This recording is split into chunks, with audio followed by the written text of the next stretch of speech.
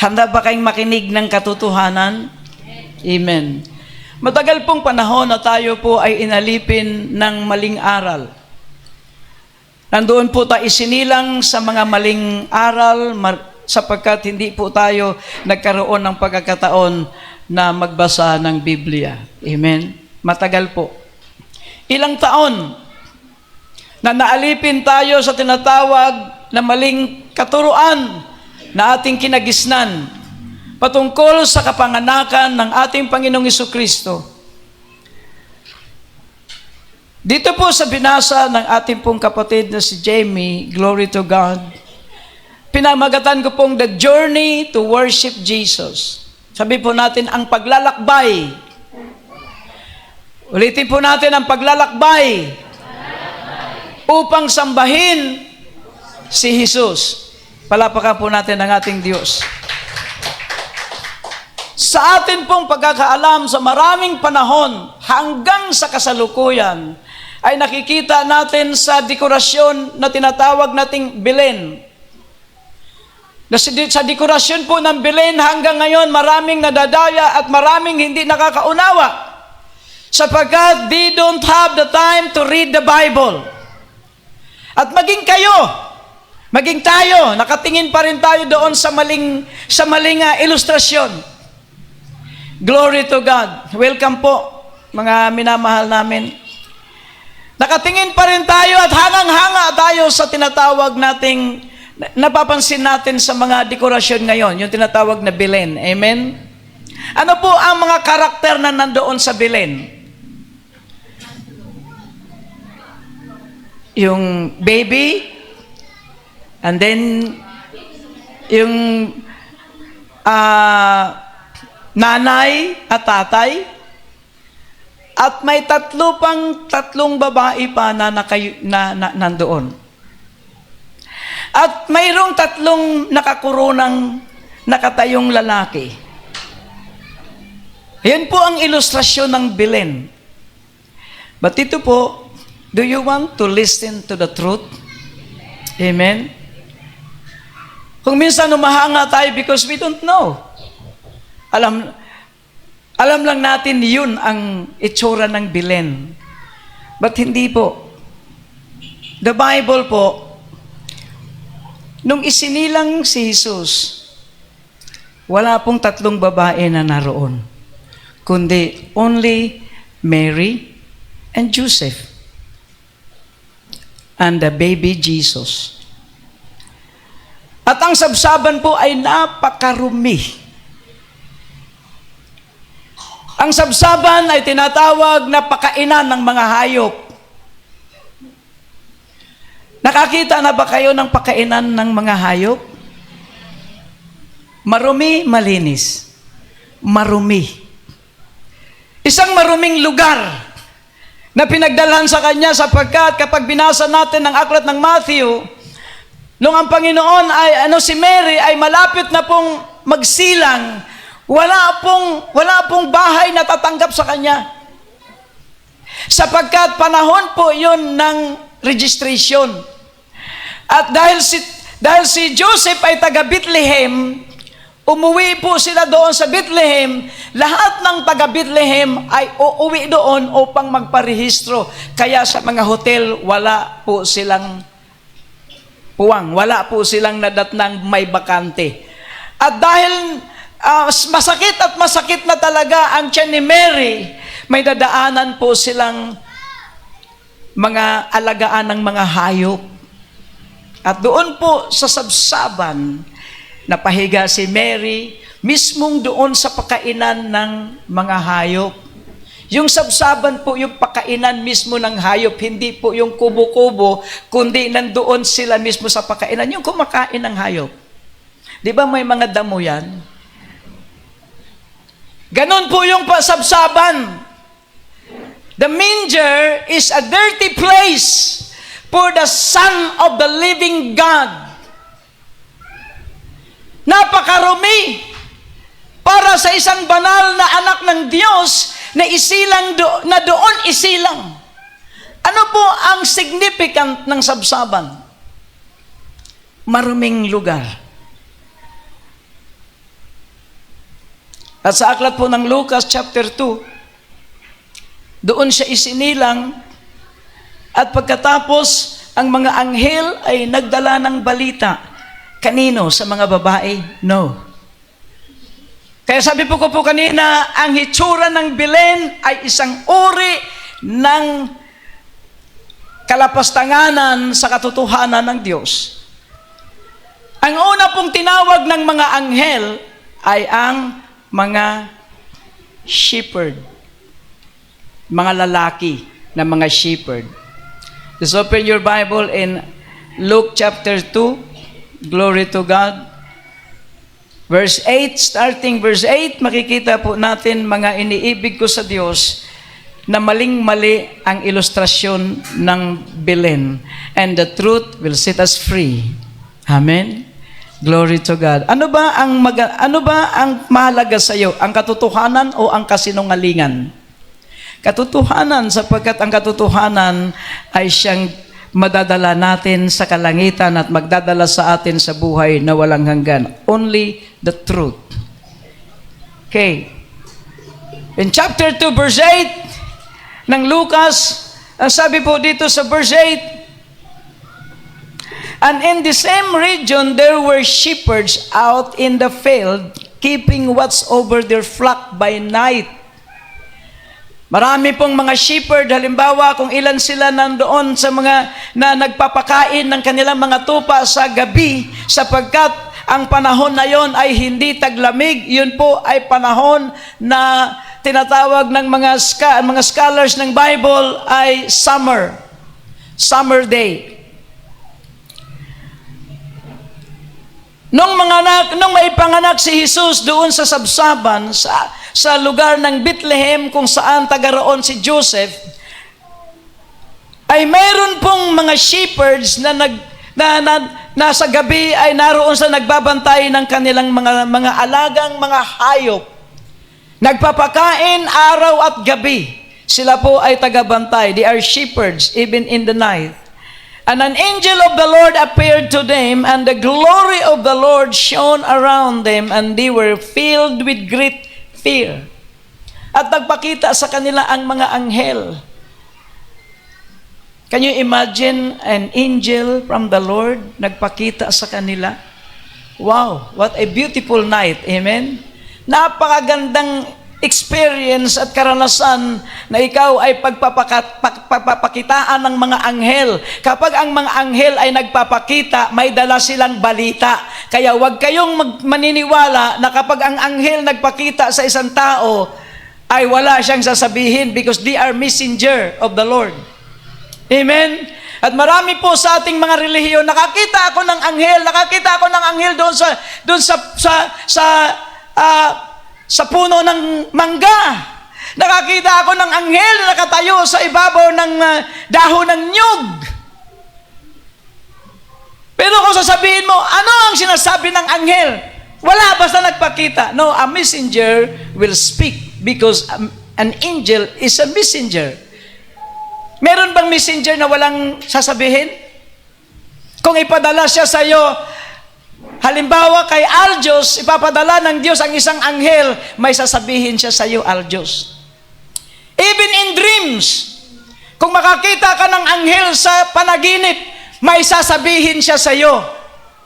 Nakita yung mga Muslim na sila'y nakapanaginip, ano ang sinasabi sa kanila? Magtiwala sila at maniwala sila kay Jesus. That's the word from the messenger of the Lord. Amen?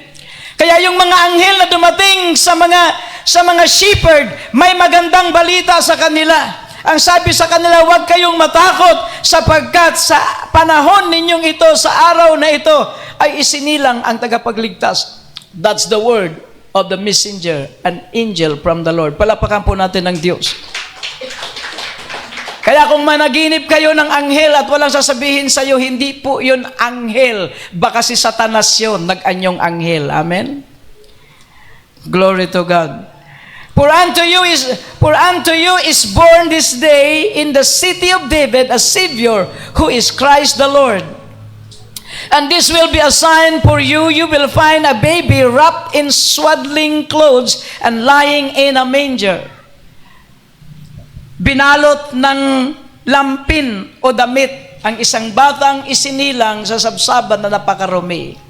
At ulitin ko po, ano po ang significant ng sabsaban ngayon sa buhay natin ng mga tao? Ang katumbas po ng sabsaban ay mga puso natin. Ang dumi ng puso natin. Amen? Puno ng galit, inggit, pagnanasa. And when you invite Jesus Christ, umuupo siya sa puso mo. Doon sa maruming puso. Ano ang kanyang gagawin? Ano ang gagawin niya sa puso natin? Di ba naramdaman natin ang kalinisan? When Jesus sit down at the throne of our heart become pure and clean. Kagaya po nung ang Panginoon ay nandoon sa sabsaban, makita po natin na pagkatapos balitaan ng anghel ang mga shepherd, hallelujah, nagpakita ang libo-libong mga anghel mula sa langit at sumamba doon sa batang nakahiga sa sabsaban. At sinasabi nila, and they praise God. Sino yung nakahiga sa sabsaban na tinawag nilang Diyos? Amen. And the glory of the Lord was upon the manger. Ang kaluwalhatian ng Diyos ay nagdingning sa isang maruming lugar na kung saan pati ang mga anghel sa langit ay dumating at sumamba sa Diyos na isinilang doon sa sabsaban. Palakpakan po natin ang ating Diyos. So ano po ang naroon sa Belen? Si Jesus, the baby Jesus, the mother, and the father, and the shepherds. Walang babae. Nandoon sa Belen, makikita natin may nakaluhod na 3 babae. Wala po yun. Amen. Kailan dumating ang mga wise men? Now, tingnan po natin ang napakagandang dito. In Matthew chapter 1, makikita po natin na yung mga magay, do you want to listen to the truth? Amen.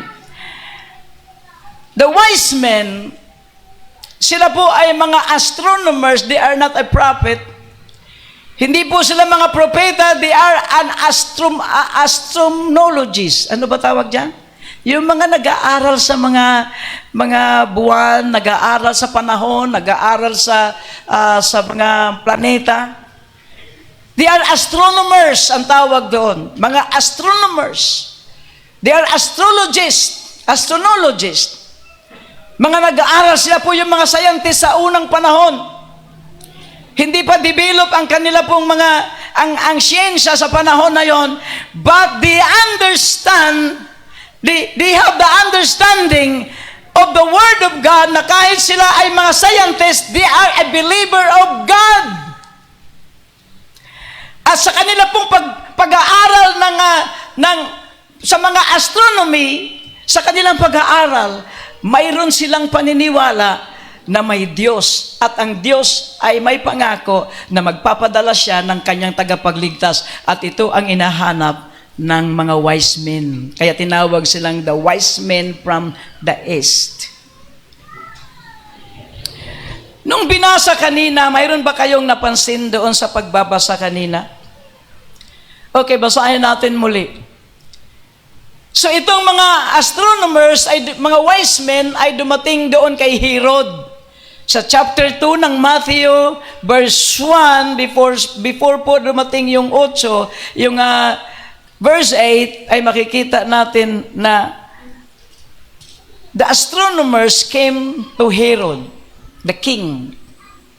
Now, after Jesus was born in Bethlehem, ano pong sinabi? After Jesus was born in Bethlehem, the 3 wise men from the east came to Jerusalem, saying, "Where is he who was born King of the Jews? For we saw his star when it rose and have come to worship him."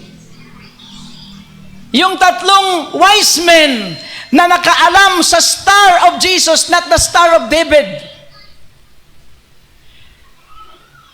They understand that there is a star of God, the star of Jesus Christ, because these three wise men they really knows, talagang alam nila na ang Diyos ay isisilang ang kanyang tagapagligtas ng Israel, ang tagapagligtas sa buong sangkatauhan ay isisilang sa panahon na yon. At nakita nila ang stars ni Jesus, the stars of Jesus.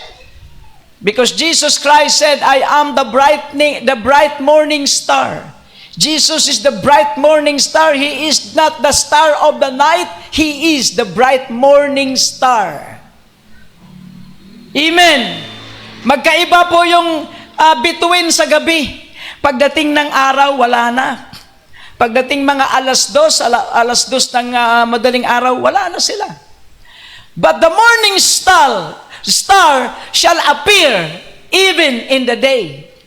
Kaya tinawag siyang morning star. Jesus is the bright morning star. At ito po ang nagpapakita sa kanila, not the star of David, but the star of Jesus. Amen? The sign of Jesus Christ is a bright morning star. At sinabi po sa kanila ni Herod sa chapter 2 ng Matthew, nung sabihin nila na sa nakita namin ang kanyang bituin, when Herod the king heard this, he was troubled, and all Jerusalem with him. And assembling all the chief priests and scribes of the people, he inquired of them where the Christ was to be born. They told him, in Bethlehem of Judea, for so it is written in the prophet, and you of Bethlehem in the land of Judah are by no means least among the rulers of Judah. For from you shall come a ruler who will shepherd my people Israel. Now, listen to me. Si Herod po, ayaw po niyang mapalitan. Si Herod po ay isang hari na ayaw niyang mapalitan siya sa kanyang trono. Kaya nung mamatay siya, ang anak niyang si Herod uli, kapalit pa rin niya. Gusto niya manatili yung kanyang pangalan. And then sasabihin sa kanya ng three wise men, mayroong isisilang na hari na hindi niya kilala. At dahil punong-puno siya ng tawag dito, insecurity, gusto niyang patayin yon. Pero dahil sinungaling siya, sabi niya, kapag nakita niyo, sige punta kayo sa Bethlehem. At kapag nakita niyo, sabihin niyo sa akin. Pero ang totoo niyon, ipapapatay niya. Sapagkat ayaw niyang mapalitan sa kanyang trono. So sa madaling salita, naglakbay ang tatlong wise men. Saan sila nanggaling? From the far east. Nung dumating ba sila, baby pa rin si Jesus? Hello? Yun ang itinatanim sa atin ng relihiyon. 2 years po silang naglakbay mula nung magpakita sa kanila ang bituin. From the far east. At ang kanilang sinasakyan ay kamilyo. At hindi natin alam na ang kamilyo ay kanya rin pong isinasakay sa barko. Halimbawa, kung dito siya nanggaling, tatawid ba siya ng dagat? Yes. May tatawid rin silang dagat, sasakay sila sa barko, ang panahon na yon, ang tagal ng paglalakbay. Amen. Now, our faith says, dumating sila, baby pa rin si Jesus. No, hindi na. Gusto niyong makita ang katotohanan? Amen? Kaya tayo, pag wala tayong pagsuyod sa pagbabasa, akala natin, baby pa rin si Jesus na parang si Sister Baby. Hanggang ngayon, baby pa rin. Hindi po ganon.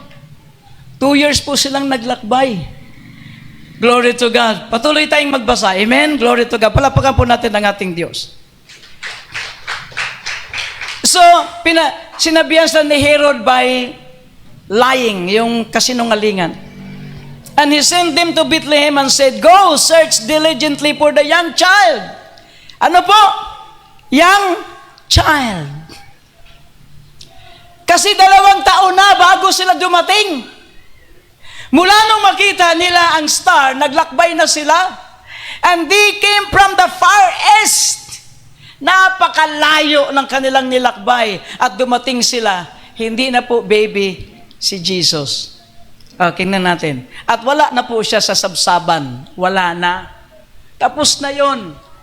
Glory to God. Ang mga shepherd ang nakasaksi na si Jesus ay na sa sabsaban.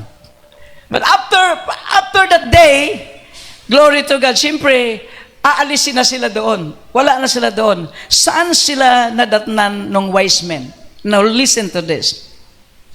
When they heard the king, they departed, and lo, the star which they saw in the east went before them, till it come and stood over where the young child was. At habang sinusundan nila doon papunta sa Bethlehem, yung bituin, huminto po ito kung saan naroon ang bata. Now look at this. When they saw the star, they rejoiced with exceeding great joy. And when they came into the house, sa manger pa rin ba? Hindi na. Nasa bahay na. Kaninong bahay? Look at this. And when they come into the house, they saw the young child with Mary his mother, and fell down and worshiped him.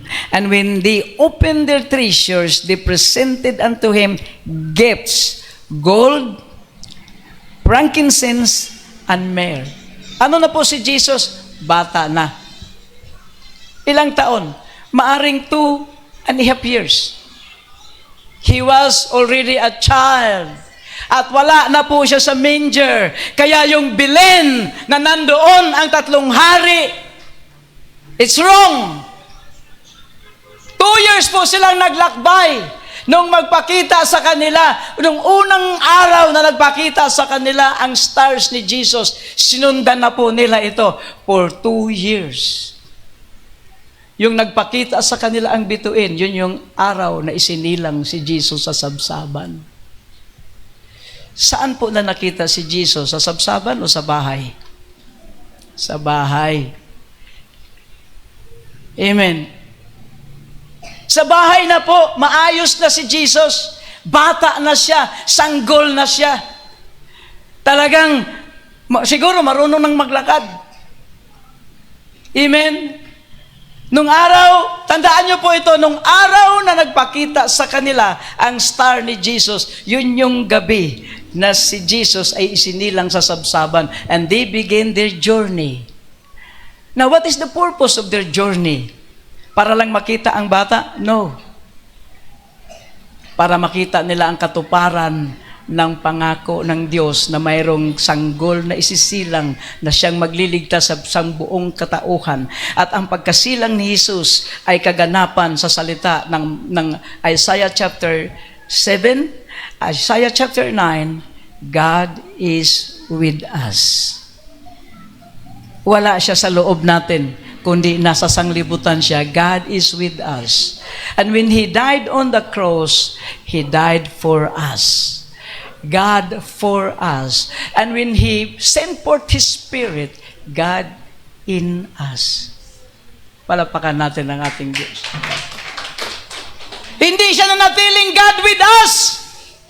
Doon lang yun yung katuparan niya. Yung kaganapan ng pangako, God is with us. Yung kapanganakan niya. At nung mamatay siya sa cross, God for us. And when He sent forth His Spirit to us, God in us. Nasaan ang Espiritu Santo? Nasa labas mo, nasa loob. Nasa loob. Amen? Sinong naniniwala na ang Espiritu Santo, ang Espiritu ni Kristo ay nasa atin? Nasa loob natin. Amen? Kaya yun pong mga mananampalataya na nagsasabi, ang Diyos ay nasa tabi ko lang. That person doesn't know. Nandoon pa rin siya sa lumang pangako. God is with us. Pag sinabi mong, kasama ko ang Diyos, sa tabi ko lang siya. No. Yan po ay deklarasyon sa lumang tipan. God is with us. And then when He died on the cross, God for us. He died for us. He gave His life for us. And when He ascended to heaven, He promised to pour out His Spirit. Now, the God with us and the God for us is now in us. Wala na yung dalawa. Ito na ang nagahari. Amen. Palapakan po natin ang ating Diyos. And when they came into the house, they saw the young child with Mary, his mother, and fell down and worshiped Him. Sino po ang sinamba ng tatlong wise men? Si Mary? Si Joseph? No! Ang sinamba nila, the purpose of the journey is to worship. Is to worship the birth of a child that was to come a Savior of the world. Biro mo ang layo ng kanilang journey. Nakaranas pa sila siguro, naranasan din siguro nila habang naglalakbay sila ng sandstorm. Naranasan siguro nila ang mga delikadong daan kasi sa panahon na yun, napakaraming mga barbarian. Habang naglalakbay ka, mayroong mga hold up. Hindi lang po sa panahon nito ang mga hold up, may mga ambush. Subalit, hindi po nila alintana yun. Kailangan silang sumamba doon sa pangako ng Diyos. Amen? And when they saw the young child, they worship. And then when they worship, this message is so short. When they worship, pagkatapos nilang sambahin, na kagaya ng ginagawa natin ngayon, ano ang kanilang dala nung sila po ay patapos ng sambahin si Jesus, nung makita nila si Jesus, the child, hallelujah, glory to God, they presented them gold, frankincense, and myrrh. Kaya ang pagsamba, after we worship, we must to give. At yan ang dapat mangyari sa atin. Kaya naman, huwag kayong maniniwala na wala na yung offering. Wala na yung tithings. Ito gold ang kanilang dala. Very precious gold. From the far east, daladala nila. At nung sambahin nila, hallelujah, ang Panginoon, they presented their gifts. What is your gift? When you worship. Darating din sa inyo yan, mga estudyante. Darating din sa inyo, mga kabataan, kapag kayo ay may trabaho na. Darating din sa inyong puso na hindi lang kayo sasamba, kundi may ibibigay kayo na regalo sa simbahan. Amen? Palagpakan po natin ang ating Diyos. So the long journey is to worship God. Naglakbay sila ng malayo, samantalang dito, bagatan lang, hindi maglakbay. Nalasin lang, hindi magbakbay. Amyanan lang, hindi makapaglakbay para sumamba sa Diyos. Kailangan pang dumating ang Christmas para sumamba. Amen? Katabi lang ng bahay. Hindi makapagsamba. Ang daming rason. Alam niyo po, nung nag-journey ang tatlong ito, ayon po sa mga scholars, nakakaranas sila ng difficulties sa daan. Nakaranas sila ng mga trahedya sa daan. But because their purpose is to worship God, God protect them. When you come to the Lord with a purpose, God will protect you. So when you come to the church to worship the King of Kings, you must have the purpose. Ano ang layunin mo? Basta lang magbihis ako para samba lang? No, may purpose ka dapat, kagaya ng tatlong wise men. Kaya tinawag silang wise men because they have the purpose. They want to see the proof of the prophecy long time ago in the book of Isaiah. They want to see the reality of the promise that that a child shall be born. Nakita ba nila? Yes. They're seeking the truth. Kaya sabi ng Diyos, ang sino mang maghahanap sa akin, ng buong puso nila, matatagpuan nila ako. At nakita po natin ang halimbawa ng 3 wise men na ito. They seek the Lord. And what is the purpose of their seeking? They want to worship Him. At pagdating nga nila doon, nadatnan nila sa tahanan, wala na sa sabsaban, malaki na po si Jesus, 2 years na po. At nung malaman ni Herod, nakita niyo po, the proof is this. Nung malaman ni Herod, na dinaya siya ng 3 wise men, kasi hindi na bumalik sa kanya, ano po ang sabi ni Herod? Patayin ang mga batang nasa 2 taon. Kasi nung panahon na yon, 2 years old na si Jesus. Kaya hindi niya sinabing patayin ang mga sanggol, patayin ang mga batang nag-edad 2 taon. Kasi nung dumating sila, 2 years old na si Jesus. Amen? May natutunan ba kayo sa katotohanan? Kaya wag po kayong maniniwala na si Jesus, nadatnan ng 3 wise men, ay baby pa rin. Hindi. Malaki na po siya.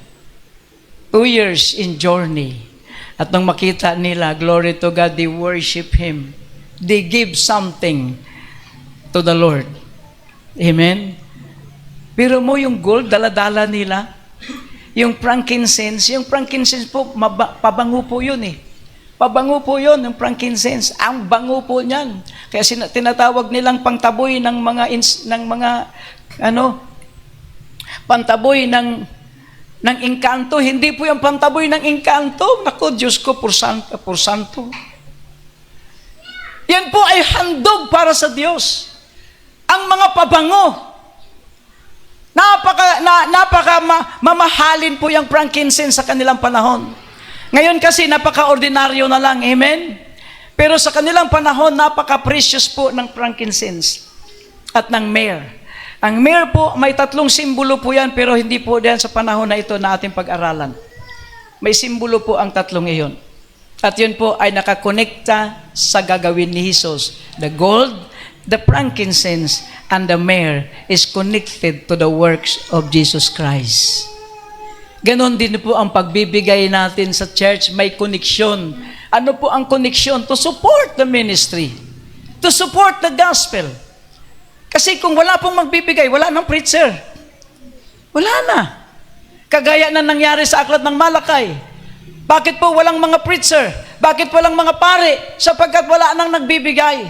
Nung nadatnan ni Malakay, hinamon niya muli ang buong Israel.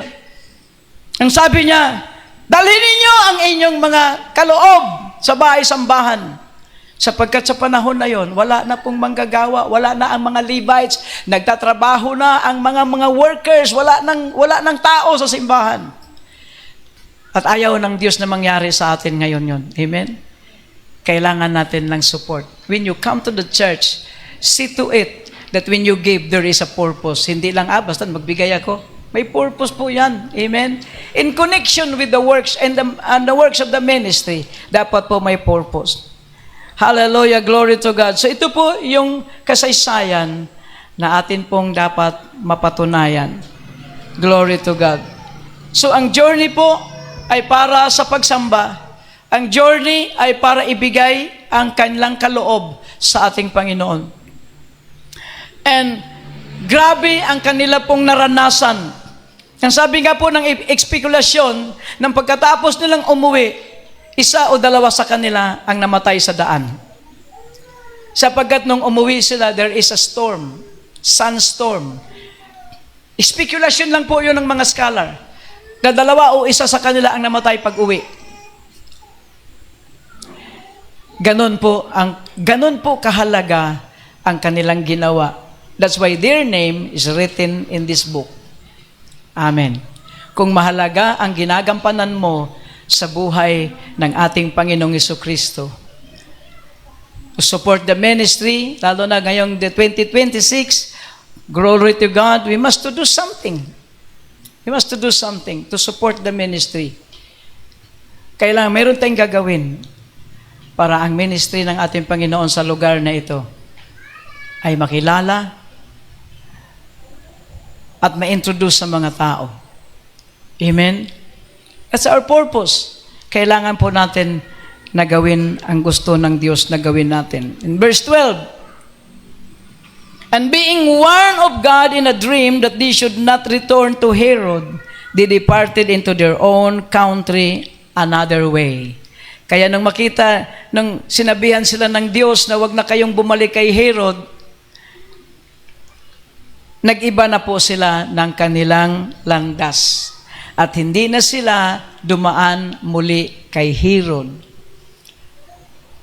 At kaya yung galit ni Herod sa 3 wise men ay napunta doon sa mga batang 2 taon pababa ang kanyang ipinapapatay.